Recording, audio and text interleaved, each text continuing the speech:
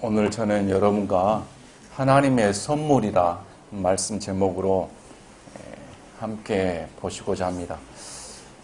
우리가 12월 25일 성탄절로 여기지는 않습니다. 나를 기념해서 하는 것은 신약 성경 이후에 부정적으로 말씀하시기 때문에 어떤 특정한 날을 기념하는 것은 예수님이 오신 이후로는 큰 의미가 없습니다. 우리에게는 예수님께서 나를 지정해 주신 게 아니고 우리에게 십자가상의 대속의 은혜와 부활의 소망을 가져다 주셨습니다. 그분이 성육신 한 자체가 저에게 큰 의미요, 또 그로 말미암아 예수님의 구속의 역사가 펼쳐진 것을 볼 때 우리에게 큰 기쁨의 좋은 소식이 아닐 수 없습니다. 우리가 25일 날 저와 성도분들이 모여서 함께 선물을 나누는 것을 하였습니다. 뽑기에 자신이 없으셨던 분들도 하나씩 뽑을 때 기분이 좋죠. 선물이니까. 기분 좋은 이유가 여러 가지가 하나 있습니다. 대가 없이 받으니까. 선물을 받을 때 내 돈 들어가지 않은 거잖아요. 받을 때 대가 없이 받으니까 좋습니다. 또 받았을 때 마음에 들면 더 좋지요.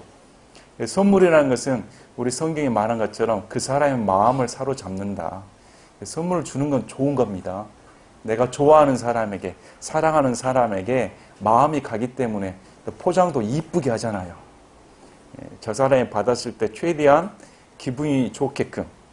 선물은 사람을 기분 좋게 하는 것이지 기분 나쁘게 주려고 하는 건 아니잖아요. 그래서 최대한 그 사람이 기쁘게 하기 위해서 선물도 아름답게 포장을 하고 또 정성껏 싸서 줍니다. 성경에서도 여러 가지 선물 얘기가 나옵니다.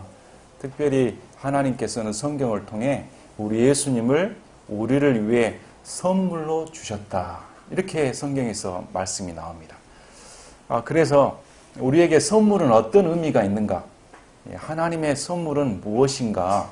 한번 성경에서 말하는 선물이 무엇인가 함께 보시고자 합니다. 특별히 에베소서 말씀은 우리 사도 바울이 교회에 대한 교리를 선명하게 주신 말씀입니다. 신비 속에 드러나지 않았던, 성경 속에 감춰졌던 많은 대언자들이 보고자 했던 예수님의 구속으로 말미암아 하나님을 아버지로 모시는 성도들이 될 수 있는 그런 교회라는 신비를 에베소서에 통해 사도 바울이 가르쳐 줍니다. 특별히 교회의 이론이 되기 위해서는 우리가 늘상 이신칭의 값없이 믿음으로 하나님의 의로움을 받는다. 하나님이 의롭다 칭해 주신다. 이런 이신칭의 교리가 잘 드러나 있습니다. 그래서 오늘 에베소서 본문 말씀을 통해 우리가 과거에는 어떤 자였는데, 과거에는 이런 자였는데 지금은 우리가 어떤 영광을 누리는가, 도저히 선물을 감당할 만한, 받을 만한 자격이 없는 자였는데 하나님의 일방적인 은혜로 선물을 받아 이제 완전히 새 사람이 되었다는 겁니다. 그래서 성경에서 말하는 선물은 앞에 형용사가 붙어가 있습니다. 그게 거저 주시는. 우리에게 예수님을 항상 말씀을 하실 때 예수님의 은혜로 말미암아 얻을 수 있는 그 구원이 거저 주셨다는 말씀을 앞에 수식어를 붙입니다. 저와 여러분은 거저 주신 선물을 받은 겁니다. 대가를 지불하지 않은 것이죠. 그래서 본문 말씀을 한번 살펴보겠습니다. 자, 또 그분께서 범법과 죄들 가운데서 죽었던 너희를 살리셨도다. 에베소서 2장 1절 첫 마디가 예수님께서 범법과 죄들 가운데서 죽었던 너희를, 우리는 우리 스스로를 죽었다고 생각하지 않습니다. 아직도 나는 살아있는 자고 지금 눈으로 보고 있으며 내 입으로 먹고 마시고 내 손으로 만지고 다닙니다. 살아있는 존재라고 말을 하는데 성경에서는 육적으로 살았다고 해서 그 존재가 살았다고 보지 않습니다. 어떻게 말하냐면 범법과 죄들 가운데서 죽었다고 보는 겁니다. 하나님께서 보셨을 때 예수님을 믿지 않는 자들은 어떻게 보는 겁니까? 죽은 자들입니다. 생명이 없다고 보는 겁니다. 본인은 살아있다고 생각하는데 본인은 지금 이 세상을 향유하며 살고 있다고 하는데 하나님께서 이미 심판을 내리셨기 때문에 죽었다 이렇게 보는 겁니다. 그래서 보시니까 무엇 때문에 죽었냐면 범법과 죄들 가운데서 그냥 잘못 살아서가 아니고 내가 죽었던 이유가 내 죄 때문에 이런 범법과 죄들 가운데서 죽어있던 자다 이렇게 말합니다. 그랬던 너희를 살리셨도다 이렇게. 여러분 우리가 예수님을 믿으면 내 죄 가운데서 죽지 않고 살리심을 받았다는 사실을 믿습니까? 살렸다. 그분이 나를 살리셨다는 겁니다. 이런 표현을 쓸 수 있는 이유는 생명이 없던 저에게 우리 예수님께서 자신의 생명을 바치심으로 예수님의 생명이 우리에게 전가된 것이죠. 그래서 예수님께서는 우리에게 내가 너희에게 영원한 생명을 주기 위해 오셨다는 겁니다. 우리에게 영원한 생명을 부여하기 위해서. 그래서 이 생명은 내 생명이 아니고 예수님의 생명입니다. 내 안에 들어온. 그래서 내 안에 들어온 예수님의 생명으로 영원한 생명을 얻게 된 것입니다. 만약에 이런 일이 벌어지지 않았다면 저와 여러분 여전히 내 죄 때문에 죽습니다. 자, 2절 보십시오. 지나간 때에는 너희가 그것들 가운데서 이 세상의 행로를 따라 걸으며 공중의 권세 잡은 통치자 곧 지금 불순종의 자녀들 가운데서 활동하는 영을 따라 걸었느니라. 그래서 부연 설명을 해줍니다. 2절과 3절은 너희가 왜 범법과 죄들 가운데서 죽었던 자냐. 지나간 때 예수님 믿기 전에 과거에는 우리 생활이 어떠했는가 가르쳐 줍니다. 과거에 어떻게 했냐면 너희가 범법과 죄들 가운데서 이 세상에 걷는 길을 따라 이 세상에 원하는 길을 따라 걸으며 공중의 권세 잡은 통치자 곧 지금 불순종의 자녀들 가운데서 활동하는 영 곧 마귀의 영을 따라 걸었다는 겁니다. 예수님 믿지 않은 사람은 나와 예수님과 무슨 상관이냐, 내가 하나님과 무슨 상관이냐, 하나님은 믿고 싶으면 믿는 것이고 나는 내 방식, 내 주먹을 믿고 산다 이렇게 말을 합니다. 그런데 우리가 예수님 믿는 순간 예수님 안에 들어오면 세상이 둘로 나눠진 걸 알 수가 있습니다. 세상은 둘로 나눠져 있습니다. 내가 하나님 편에 속했느냐 아니면 이 세상의 공중권세 잡은 자 마귀에 속했느냐 둘 중에 하나입니다. 눈에 보기에 아무리 선한 행위를 하고 착실하게 살고 얌전하게 살고 도덕적인 관념에 선한 행위로 충실하게 산다 할지라도 하나님에서 보시면 그 사람은 마귀의 영을 쫓아 산다 이렇게 말을 하고 있는 겁니다. 예수님을 믿지 않는다면. 그래서 고린도서를 보면 이 세상의 영인 마귀가 우리의 눈을 가려서 복음의 빛을 보지 못하게 한다는 겁니다. 두 번째 보십시오. 지나간 때에는 또 지나간 때에는 우리도 다 그들 가운데서 우리는 지금 사도 바울을 포함합니다. 사도 바울을 포함해서 에베소에 있는 교회 성도들까지 믿는 자들이 다 포함돼서 우리도 과거에는 우리 육신의 욕심 안에서 생활했다. 우리가 원하는 대로 살았다는 겁니다.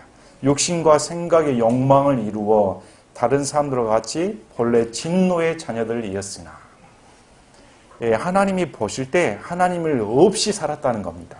하나님 없이 내 욕망이 신이 되었습니다. 내 육신이 신이 되었습니다. 내 삶이 주인이 되었습니다. 이렇게 따라 살아서 하나님이 보실 때 진노받을 수밖에 없는 자녀들이다. 자, 여러분, 우리는 이런 인본주의 시대에 살다 보니까 죄와 죄인을 구분하고자 합니다.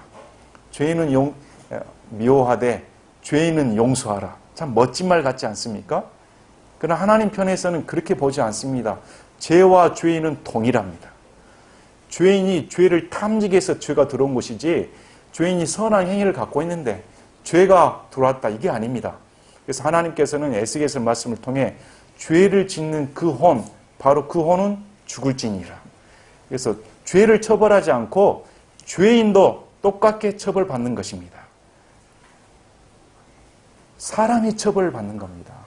어떤 사람은 마귀 탓을 돌립니다. 마귀가 죄를 가져왔기 때문에. 그러나 성경은 그렇게 말하지 않습니다. 이따 말씀을 볼 텐데 죄를 두려운 것은 아담의 범죄로 말미암아 죄가 이 땅에 와 저와 여러분이 사망 선고를 받게 되었다. 성경은 그렇게 말을 하고 있습니다. 그래서 본래 진노의 자녀들이었다. 진노에 받을 수밖에 없는 심판의 대상이었습니다. 그런데 4절 보십시오.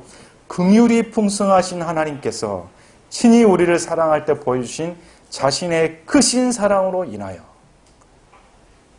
진노 받을 수밖에 없던 대상이었는데 긍휼이 풍성하신 우리 하나님이 친히 우리를 사랑할 때 보여주신 자신의 크신 사랑을 나타내셨다는 겁니다. 심지어 우리가 죄들 가운데서 죽었을 때, 우리가 잘했을 때 아니고 하나님께 나와 하나님 잘 섬겼을 때가 아닙니다. 여전히 죄 가운데서 죽었을 때 하나님의 진노의 대상일 수밖에 없었던 우리에게 하나님께서 죄인 되었을 때 자신의 아들을 내어주시고 죽이심으로 말미암아 하나님께서 우리를 향한 자신의 사랑을 확증시켜 주신 겁니다. 잘한 사람을 위해서, 보기 좋은 사람을 통해서 선물을 받을 만한 행위를 했으니까 그걸 위해서 하나님 내어주신 게 아니고 전혀 심판받고 죄들 가운데서 죽었던, 아무 행위의 가치가 없었던 이런 자들을 위해 하나님께서 일방적인 사랑을 베풀어 주셨다는 겁니다. 그게 그리스도의 사랑입니다. 그래서 너희가 은혜로 구원을 받았다. 같이 죽고 우리를 그리스도와 함께 살리셨다는 겁니다. 살리심을 받는 것은 우리 예수님의 부활하시는 말미암아 예수님과 함께 같이 연합해서 부활한다. 그래서 성경에서 말한 기독교는 예수 그리스도와 연합을 가르칩니다. 우리가 예수님을 믿는 순간 우리는 침례를 통해 예수님과 함께 십자가에 못 박히고 죽어 장사 지냈다가 예수님과 함께 일으킴을 받는다. 그래서 그리스도와 함께 그리스도 안에서 살리심을 받는 겁니다. 그래서 이 모든 것은 우리의 공로가 아닙니다. 이 모든 것은 우리의 행위가 아니고 너희가 은혜로 구원을 받았다. 근데 우리 신분이 어떻게 표현했냐면 6절을 보면 또 함께 일으키사 그리스도 예수님 안에서 우리를 하늘의 초소들이 함께 앉히셨으니, 이제 본질상 진노의 자녀들이 어떻게 돼버렸냐면 함께 일으킴을 받아가지고 그리스도 예수님 안에서 우리를 하늘의 초소들에 함께 앉힌 바 됐다는 것입니다. 이미 이건 확정된 것입니다. 신분이 완전히 변화되어서 지금 우리의 앉는 의자가 이 교회의 의자가 아니고 어디에 앉아 있습니까? 하늘의 초소들에 함께 앉혀 있다는 겁니다. 이건 완료형입니다. 예수 그리스도와 함께. 그래서 우리는 예수 그리스도의 구원의 은혜를 단 한 번 영원히 끝장냈다는 겁니다. 나를 향한 구원도 하나님께서 나를 구원한 순간 그것은 영원한 겁니다. 흔들리지 않습니다. 그것은 확정된 겁니다. 이미 확정되어서 우리의 위치와 우리의 신분이 완전히 변화되어 지금 우리의 위치는 이 땅에 죽어질 멸망받을 세상에 있는 게 아니고 영원히 하나님과 함께할 수 있는 하늘의 초소들의 예수 그리스도와 함께 앉힌 바 되었다는 겁니다. 이게 성경에서 말하는 복음입니다. 복음. 그래서 이렇게 하신 이유가 뭐냐? 이것은 그분께서 그리스도 예수님을 통해 우리에게 베푸신 친절 속에 담긴 자신의 은혜의 지극히 풍성함을 다가오는 시대들 속에서 보여주려 하심이라. 이 하나님의 사랑을 하나님께서 보여주시고자 하셨다는 겁니다. 우리 하나님은 온 우주 만물을 창조하셨습니다. 천상의 존재들인 스랍들과 그룹들과 천사들과 그 모든 만물, 이 우주의 해와 달, 온 궁창에 있는 천지 만물을 다 창조하신 영광스러운 분이십니다. 그것도 말씀으로. 인간의 생각으로는 상상을 초월하는 놀라운 능력을 가지신 분입니다. 전능하시고 전지하신, 무소부지하신 하나님이신 겁니다. 그런데 우리 하나님께서 보여주지 못한 것이 있습니다. 그게 하나님의 속성인 사랑. 하나님이 사랑할 대상에게 사랑을 보여주셔야 할 텐데 온 우주 만물이 완전하기 때문에 완전한 상태에서 하나님의 사랑을 보여줄 수가 없었습니다. 그런데 인간이 파멸의 길을 걸어가고 인간이 타락하였을 때 하나님께서 타락한 인간을 어느 정도 사랑하시는가? 과연 하나님의 사랑의 깊이와 하나님의 사랑의 넓이와 그 무한한 그 사랑을 어떻게 할 수 있는가? 그래서 하나님께서는 자신의 사랑을 인간을 위해 쏟아 부으셨다. 그래서 디도서 3장 4절에 사람을 향한 하나님의 사랑이 나타내신 바 되었다고 말씀하신 겁니다. 이것은 천사들도 살펴보기 원했다. 다가오는 시대, 앞으로 우리 시대가 어떻게 펼쳐질지 저희들은 모릅니다. 하지만 하나님께서는 다가오는 시대들 가운데 이 인간들을 하나님의 희생적인 사랑으로 이렇게 구원하셨기 때문에 모든 우주 만물이 하나님의 영광을 찬양하게끔 만들겠다는 것입니다. 여러분은 어느 정도 하나님의 사랑을 청량합니까? 어느 정도의 하나님의 사랑을 가늠해 보십니까? 그래서 측량할 수 없는 하나님의 사랑이 이 온 우주 만물을 창조하신 그 능력만큼 드러났다는 겁니다. 그래서 이 시대들 속에서 보여주려 하셨다. 그래서 8절 보십시오. 너희가 믿음을 통해 은혜로 구원을 받았나니 그것은 너희 자신에게서 난 것이 아니요 하나님의 선물이니라. 단정적으로 성경은 말씀합니다. 우리 인간은 선물을 받을 만한 가치가 없습니다. 우리 인간은 선물을 받을 만한 행동을 한 적도 없습니다. 온통 인간은 하나님께 반역한 존재였습니다. 그러나 하나님께서는 이런 죄인 되었을 때 범법과 죄들 가운데 죽었던 나를 위해 선물을 제시해 준 겁니다. 이 선물은 오로지 받는 방법이 하나밖에 없습니다. 무엇입니까? 믿음을 통해 은혜로 구원을 받는 겁니다. 은혜로 거저 주신 이 은혜의 선물을 받을 수 있는 유일한 방법은 하나님의 말씀을 믿음을 통해 드러나는 겁니다. 우리에게 행위를 요구하지 않습니다. 너무 선물이 크기 때문에. 우리가 전에 함께 말씀을 보았습니다. 불치의 병에 걸린 사람에게 가장 큰 선물은 치료제입니다. 사람을 살려야 할 거 아닙니까? 그 사람에게 가장 귀한 것은 치료제입니다. 근데 그 사람에게 치료제가 너무 큰 돈을 요구한다든지 자신의 재산을 다 주고서라도 살 수 없는 극히 일부분만이 공유할 수 있는 치료제라면 무슨 의미가 있겠습니까? 그게 선물이 될 수 없죠. 요즘도 희귀병에 난치병에 걸려서 우리가 모르게 죽어가는 많은 환자들이 있습니다. 백방사방 이렇게 돌아다녀도 객약이 무효한 경우가 많습니다. 얼마나 안타깝습니까? 진정한 내면의 우리 가운데서도 우리도 불치의 병인 죄로 말미암아 그의 대가인 사망을 증상을 나타낼 수밖에 없습니다. 이건 치료제가 없습니다. 누구나 이 세상 사람은 죄의 독소로 말미암아 그 영향력에 의해서 다 죽을 수밖에 없습니다. 그래서 하나님께서 우리에게 치료제를 주신 겁니다. 그건 예수 그리스도의 피입니다. 피. 너무 귀하기 때문에 대가를 요구할 수 없습니다. 누구 행위로도 누구 돈을 다 싸담아주고 이 온 우주 만물을 다 동원해서 하나님께 바친들 예수님의 피 한 방울 살 수가 없는 겁니다. 그래서 하나님께서 우리 인생을 너무 불쌍해서 무료로 제공하신 겁니다. 너희 행위로는 살 수가 없기 때문에. 그래야 선물이죠. 선물은 대가를 요구할 수가 없습니다. 그래서 여러분에게 치료제인 선물을 주신 겁니다. 만약에 우리에게 그런 죄로부터 사망으로부터의 치료제를 받았다면 얼마나 기뻐해야 됩니까? 얼마나 그 노임에서 벗어났다는 것이 얼마나 큰 감격이 되겠습니까? 그래서 성경은 동일하게 말합니다. 이건 너희 자신에서 난 것이 아니다. 우리가 치료제를 만들었습니까? 우리의 행위로 우리가 사망에서 날 구원할 수 있습니까? 여러분, 계룡산에서 독다 끈다고 해서 죽음을 면피할 수가 있습니까? 단 한 사람도 진시황이 불로초를 구한들 죽지 않을 수가 있습니까? 다 죽습니다. 그런데 하나님께서 우리의 행위로 난 것이 아니고 우리 자신이 만들어낸 게 아니고 하나님께서 예수 그리스도의 생명을 우리에게 거저 주신 바 된 것입니다. 이렇게 하신 이유가 뭐냐? 행위에서 난 것이 아니니 이것은 아무도 자랑하지 못하게 하려 함이라. 이 말씀은 오로지 이것의 모든 영광이 하나님께 돌려야 된다는 것입니다. 인간이 영광을 받는 게 아니고 이 모든 구원의 과정을 통해 오로지 영광 받으실 그분이 하나님 한 분뿐이라는 것입니다. 그래서 우리는 이것으로 자랑할 수가 없습니다. 교회가 자랑합니까? 어느 단체가 자랑합니까? 여러분에게 구원의 선물을 어느 목사가 주셨습니까? 어느 교주가 주었습니까? 어느 교회 단체가 주었습니까? 아니잖아요. 오로지 영생의 선물, 영원한 생명을 주신 분은 하나님 한 분뿐이십니다.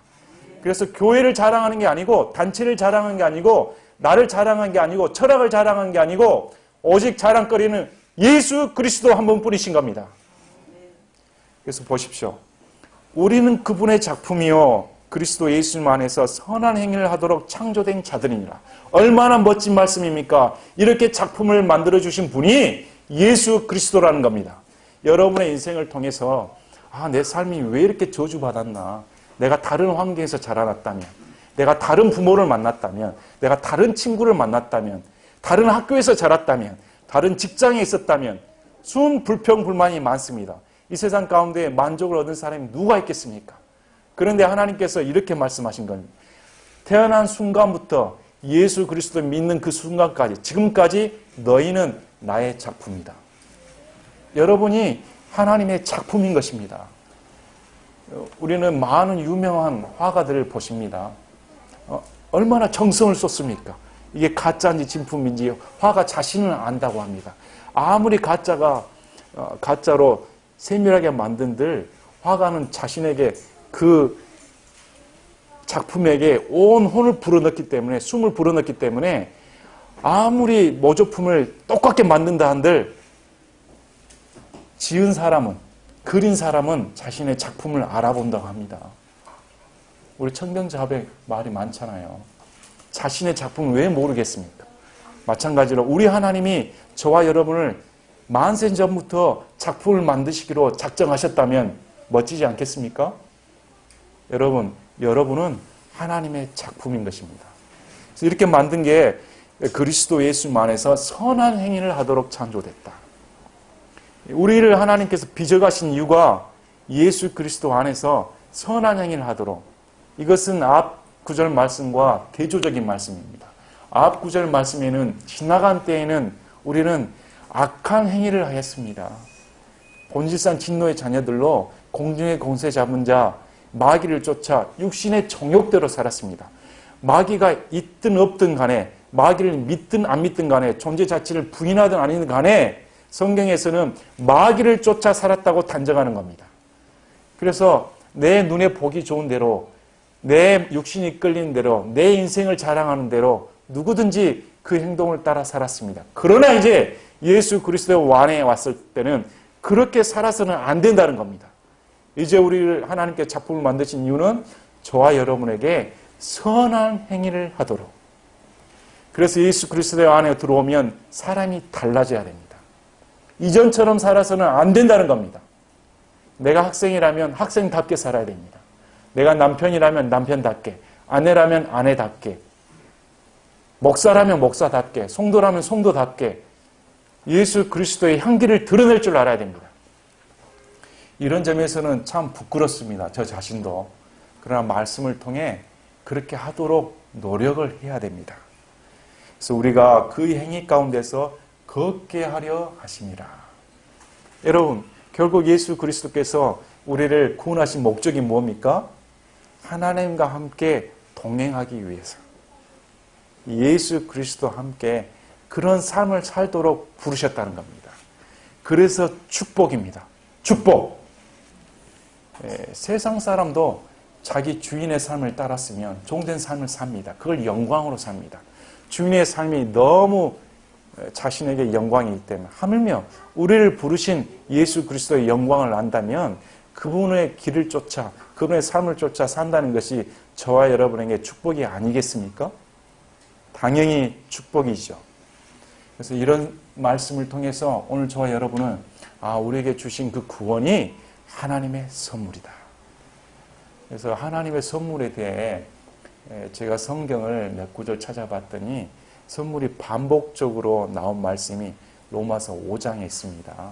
우리 로마서 5장 같이 보시겠습니다. 5장 12절과 22절, 로마서 5장 12절에서 21절까지 말씀입니다. 로마서 5장 12절에서 21절 말씀.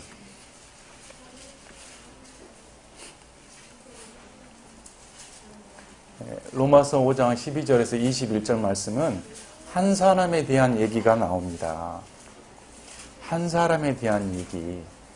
그래서 창세기 3장에 나오는 아담 한 사람, 인류를 대표하는 아담 한 사람 얘기와 또 믿는 사람을 대표하는 성도들을 대표하는 예수 그리스도의 한 사람에 대해서 나옵니다. 그래서 아담의 한 사람과 마지막 아담, 둘째 아담으로 불리우는 예수 그리스도의 인간으로 태어나신 예수 그리스도에 대해서 비교하며 나옵니다. 그래서 말씀을 잘 보면 이 아담 한 사람이 우리에게 가져다 준 것은 정죄입니다. 또 말씀에 사망에서 군림하게끔 했습니다. 또 범죄함으로 말미암아 심판의 정죄를 받게 했습니다. 또 그가 불순종함으로 말미암아 죄인으로 다 우리가 죄인 바 되었습니다. 또 모든 사람이 율법 아래 갇힌 바 되었습니다. 그래 이와 대조적으로 예수 그리스도의 한 사람으로 말미암아 우리에게 가져다 준 것은 칭의를 가져다 줍니다. 또 생명에서 군림하게끔 해줍니다. 또 생명의 의를 가져다 줍니다. 또 그분이 순종함으로 말미암아 우리의 의를 이루어 주십니다. 또 율법 아래 갇힌 자를 이제 그곳에서 구출해 주셔서 은혜 안에 놔두십니다. 이게 대조적으로 말씀이 반복됩니다. 여기서 보시면 이 한 사람이 가져다 준 예수 그리스도의 가져다 준 것에 대해서 칭하는 낱말이 거저 주시는 선물입니다. 예수 그리스도를 통해서 오신 선물이 거저 주시는 선물입니다. 그런데 이와 대조적으로 아담이 가져다 주는 것은 선물이 아니고 대가입니다.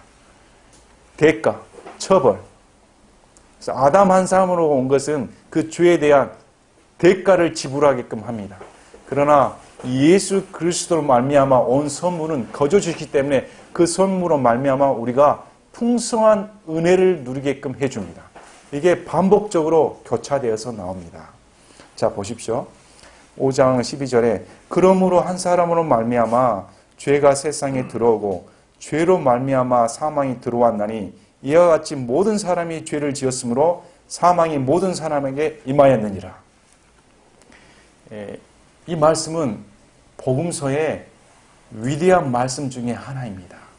이 세상에 사망이 들어온 것은 마귀 탓도 아니고 아담 한 사람의 죄 때문에 들어왔다고 성경은 말을 하고 있습니다. 많은 사람이 마귀 탓을 돌립니다. 또 아담 탓을 돌립니다. 그러지 않습니다. 성경에서는 우리가 창세기 2장에 하나님께서 동산 모든 나무에서 나는 것은 다 먹어도 좋다. 하지만 선악을 알게 하는 나무에서 나는 것은 먹어서는 안 된다. 그 나무에서 나는 것을 먹는 날에는 정령 죽으리라. 죽는다고 말씀하셨습니다. 그런데 창세기 3장에 마귀가 뱀으로 나타나 아담을 속입니다. 이브를 속입니다. 그래서 이브가 속아 넘어가서 아담에게 열매를 먹게 하지요. 그래서 고의적으로 아담이 범죄를 하게 됩니다. 이런 사실 말미암아 우리가 생각할 때 많은 사람들이 왜 하나님께서는 선악을 알게 하는 나무를 두셔가지고 아담이 범죄케 허용을 하였는가? 만약에 허용을 안 했다면 우리는 이 유배지에서 죽음을 맛보지 않았을 텐데 이렇게 생각합니다. 하나님께서는 이 온 우주 만물을 창조하실 때 완벽하게 창조하셨습니다. 그리고 인간을 창조하시고 완벽하게 창조해 주셨습니다. 인간에게 하나님의 성품을 담아 주셨습니다. 하나님의 형상을 대로 만들어 주었습니다. 그래서 인간에게는 자유의지가 있었습니다. 그래서 많은 유대인들은, 고대 유대인들은 이렇게 생각했습니다. 선악을 알게 하는 나무를 만들어 준 것은 하나님의 축복이다. 인간을 향한 하나님의 축복의 표현이다. 무슨 말씀입니까? 자유의지를 표현할 수 있는 기회를 준 겁니다. 만약에 동산 모든 나무에 나는 것을 다 먹어라 하면 인간은 자유의지를 표현할 방법이 없습니다. 다 먹어도 되는데 뭘 선택하고 선택을 할 권한이 없죠. 선택할 기회가 조차도 없는 겁니다. 그냥 사는 것이죠. 누리며 사는 것 뿐입니다. 그러나 하나님께서는 인간에게 인간도 하나님처럼 대우해 준 겁니다. 너도 너 스스로 판단할 줄 알아야 된다는 겁니다.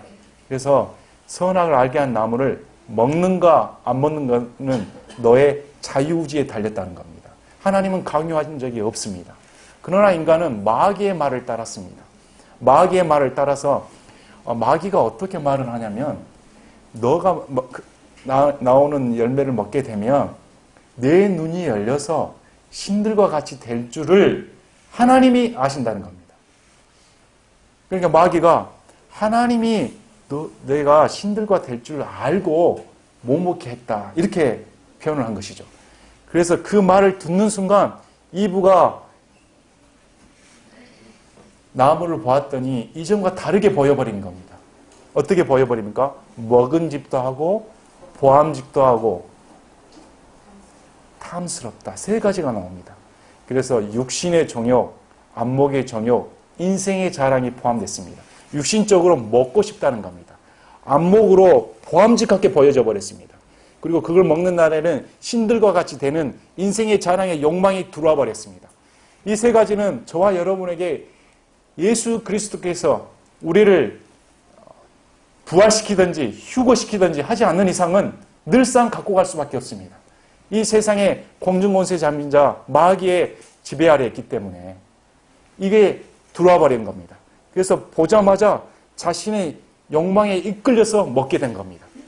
그래서 아담이 직접 하나님의 말씀을 듣는 아담이 고의적으로 이브의 말을 듣고 하나님의 말씀을 어겨버립니다. 성경에서는 누구의 말을 따냐에 따라 그 사람의 종이 된다. 하나님의 말씀을 따르면 우리는 하나님의 종이 되는 겁니다. 마귀의 말을 따른다면 그건 마귀의 종이 되겠다는 겁니다. 근데 아담은 스스로 마귀의 말을 따라간 겁니다. 그래서 하나님께서는 우리를 인생을 처벌하실 때 하나님의 말씀을 믿냐 안 믿냐로 따지는 겁니다. 하나님의 말씀으로 받아들이지 않는 것만큼 하나님을 못 오가는 게 없습니다. 왜 그러냐면 하나님의 모든 것을 드러내는 것이 하나님의 말씀이기 때문에 하나님을 알 수 있는 것은 하나님의 말씀이 우리에게 계시되기 때문에 하나님을 알 수 있는 겁니다. 그래서 그 말씀을 믿냐 믿냐에 따라 우리가 하나님을 하나님으로 대접하느냐 아니면 아니냐가 결판이 나는 겁니다. 그래서 지금도 우리 하나님께서는 우리에게 강요한 적이 없습니다. 천국 가고 지옥 가는 것은 하나님의 말씀을 믿냐 안 믿냐로 따지는 것이죠. 자유의지를 준 겁니다. 지옥 가는 것은 순전히 우리가 선택해서 가는 겁니다. 나는 하나님의 말씀을 믿지 않습니다. 나는 하나님의 말씀 안에 내 인생을 두기 싫습니다. 그래서 하나님이 없는 곳으로 나는 가겠습니다. 그래서 지옥 가는 겁니다. 우리가 하나님의 말씀을 믿고 하나님을 따르는 것은 맞습니다. 저는 하나님의 살아계심을 믿고 저는 하나님이 나를 창조하심을 믿고 나는 죽을 수밖에 없었는데 예수 그리스도께서 나를 위해 오셔서 십자가에 달리시고 내 모든 죄를 다 끝장내 버렸습니다. 그리고 나는 예수 그리스도와 함께 부활함을 믿어 의심치 않습니다. 왜냐하면 하나님께서 말씀을 통해 나에게 말씀하셨기 때문에. 그래서 저는 그 말씀을 있는 그대로 믿습니다. 이 사람이 구원받는 겁니다. 그래서 하나님께서는 이 선물을 믿냐 안 믿냐, 누구의 말을 믿냐에 따라 그 사람이 순종하냐 불순종하냐. 자 보십시오. 율법이 올 때까지 죄가 세상에 있었으나 율법이 없을 때에는 죄를 죄로 인정하지 아니하였느냐. 그럼에도 불구하고 아담으로부터 모세까지 아담의 범법과 같은 종류의 죄를 짓지 않은 자들 위에도 사망에 군림하였는데 아담은 오셔야 할 분의 모양이니라. 그래서 율법 이전이나 율법 이후나 모두가 다 아담의 범죄로 말미암아 죽게 되었습니다. 자 15절 보십시오. 그러나 거저 주시는 이 선물은 구원을 말합니다. 또한 그 범죄와 같지 아니하니 이는 한 사람의 범죄를 통해 많은 사람이 죽었을진데 하나님의 은혜와 또 한 사람 예수 그리스도에 의한 은혜로 말미암은 선물은 더욱더 많은 사람에게 넘쳤기 때문이니라. 자 무슨 말씀입니까? 아담의 범죄로 말미암아 그 영향력이 모든 사람이 죽게 되었다면 예수 그리스도의 구원의 은혜의 선물은 얼마나 더 큰 영향력을 끼치겠냐는 겁니다. 여러분 그 구원의 영향력이 여러분에게 아담의 범죄로 말미암아 죽었던 그 영향력보다 더 크다는 사실을 인식하십니까? 자, 더 넘쳤다. 그래서 어떻게 말하냐면 이 선물은 죄 지은 한 사람을 말미암아 이루어진 것과 같지 아니하니 이는 한 사람을 말미암은 심판은 어떻게 정죄에 이르렀으나 아담의 말미암아 받은 심판은 우리를 다 정죄합니다. 그러나 많은 범죄로 인한 이 거저 주신 선물은 칭의에 이르기 때문이니라. 그래서 아담을 통한 자손들은 하나님을 말미암아 하나님께 심판의 정죄를 받았습니다. 그러나 예수 그리스도 안에 속해버리면 하나님께서는 우리를 칭의, 의롭다 하시는 겁니다. 칭의는 법률적 용어입니다. 법률적 용어로 무죄하다, 의롭다고 여겨준다는 겁니다. 죄인 되는 우리가 무죄 석방을 당한 것이죠. 나는 여전히 죄인인데 심판하시는 분이 대가를 보고 예수 그리스도의 피를 보고 이 사람은 무죄하다 여겨주는 것뿐입니다. 이걸 의롭다 칭해준다. 진짜 의로운 사람이 아니라 죄인임에도 불구하고 하나님께서 의롭게 봐주신다는 겁니다. 그래서 한 사람의 범죄로 말미암아 사망이 한 사람을 통하여 군림하였을진데 아담의 범죄로 말미암아 이 지구에 사망이 군림하게끔 되었습니다. 그런데 은혜와 의의 선물을 넘치게 받는 자들은 저와 여러분들은 한 사람 예수 그리스도를 통하여 더욱더 생명 안에서 군림하리라. 생명을 누리되 더 풍성히 누리게 해주겠다고 요한복음 10장에 우리 예수님이 말씀하신 겁니다. 우리의 생명은 우리가 상상하는 상상 이상의 생명입니다. 그건 현실적으로 우리가 느낄 수 없죠. 만약에 예수 그리스도와 함께 우리가 부활의 영광을 느꼈다면 사도 바울이 말한 것처럼 부활의 영광이 소망이라면 우리 생명을 더 넘치도록 느껴질 수가 있을 겁니다. 그래서 그러므로 한 사람의 범죄로 말미암아 심판이 모든 사람에게 임하여 정죄에 이른 것 같이 한 사람의 의로 말미암아 이 거저 주시는 선물이 모든 사람에게 임하여 생명의 칭의에 이르렀나니. 자, 우리 예수님은 율법을 만족시키러 오셨습니다. 그래서 갈라디아서 4장 4절에 때가 충만하게 되어서 충만한 때가 이르러서 우리 하나님께서 자신의 아들을 보내사 여자에게서 나게 하시고 율법 아래에 두셨으니 이는 율법 아래 갇힌 자를 구속하게 하려 하심이라. 우리 하나님께서는 때가 충만히 이르렀을 때 메시아를 기다리는 때가 충만히 이르렀고 하나님의 은혜의 복음을 간절히 기다리는 때가 충만히 됐고 하나님의 구원의 시작점이 충만히 된 그 시점에 예수 그리스도를 이 땅에 보내사 여자에게 나게 하셨습니다. 육체로 오셨다는 말입니다. 하나님께서 여자의 몸을 통해 피를 섞이지 않은 살과 뼈와 몸을 갖고 인간의 모습 그대로 오셨습니다. 그래서 그분이 오시고 율법 아래 사셨습니다. 율법 아래 사셔야만이 율법을 온전히 이루시는 분이 오직 예수 그리스도 한 분뿐이시기 때문입니다. 하나님이 아니시고서는 율법의 모든 의를 충족시킬 수가 없습니다. 그래서 그분은 하나님께서 모세에게 주신 율법 그대로를 다 지키셨습니다. 지키시고 율법 아래 갇혀있던 저희들을 여러분 율법을 통해 율법은 우리를 죄 가운데 가둬버렸다고 합니다. 율법을 주신 목적은 저와 여러분을 정죄하기 위해 준 겁니다.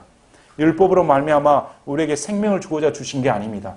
율법으로 말미암아 저와 여러분을 구원시키고자 주신 것이 아닙니다.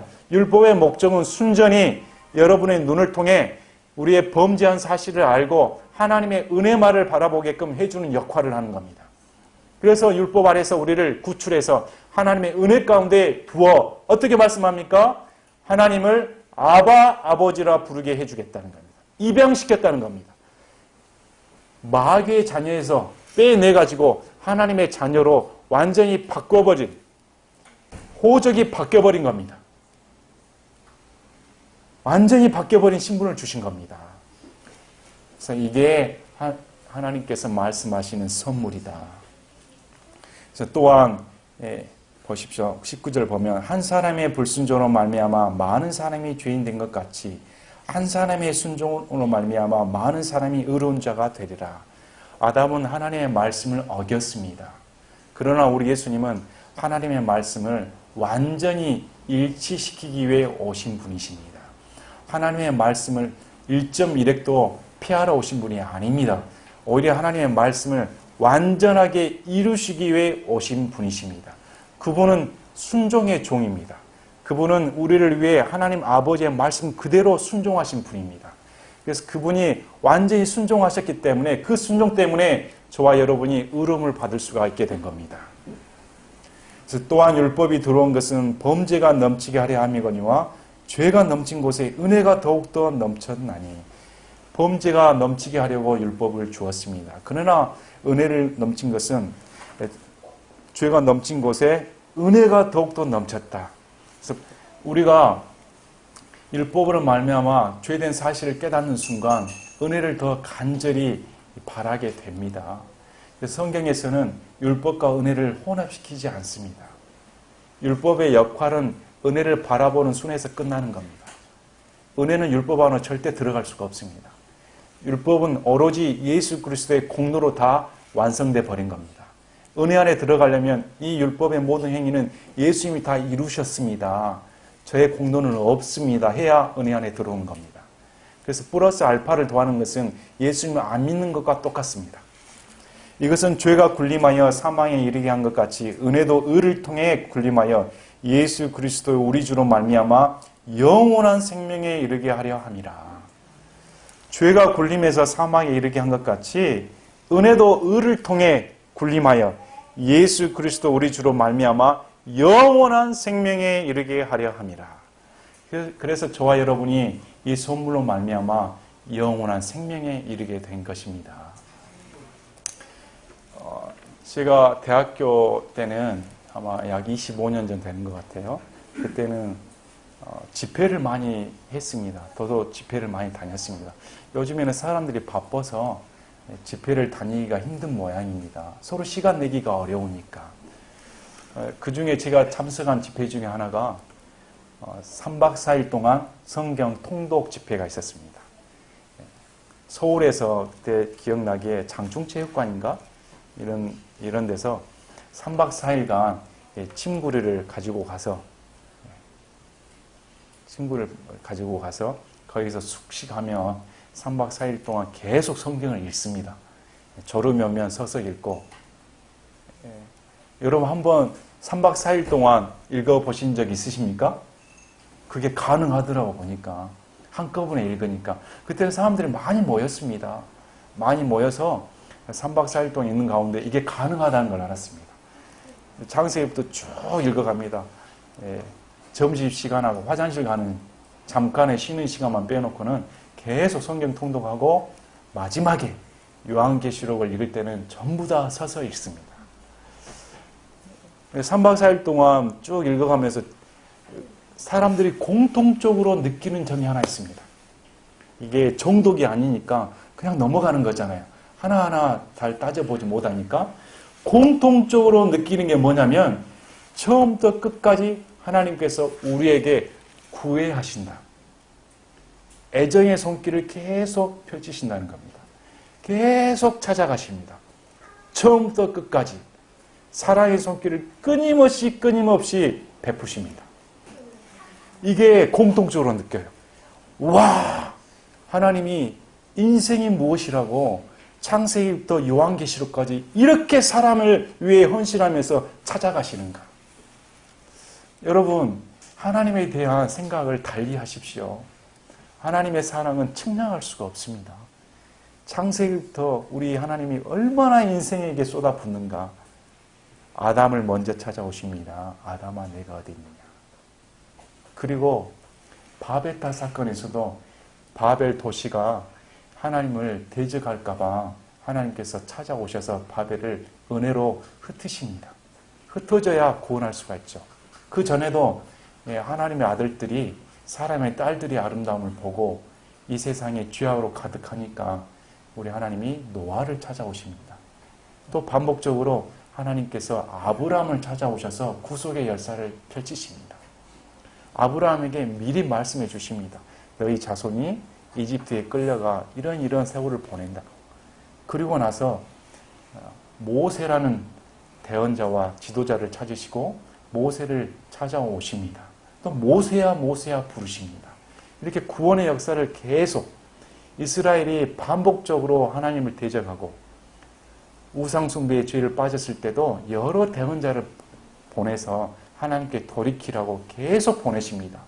그리고 말라기 이후로 약 400년간의 침묵 기간이 있습니다.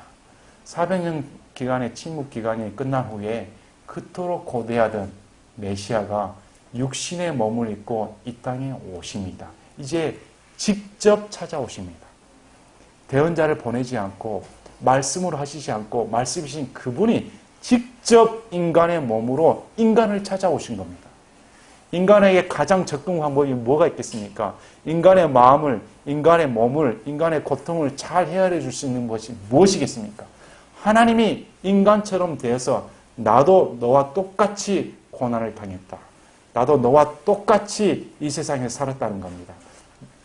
그래야 인간을 이해할 거 아닙니까? 그래야 인간이 하나님이 어느 정도 우리를 사랑하는지 납득이 되지 않겠습니까? 그래서 이 세상에 와서 똑같이 사셨습니다. 그리고 예수님이 하신 걸 보십시오. 인생을 계속 찾아가십니다. 찾아가시고 찾아가시고.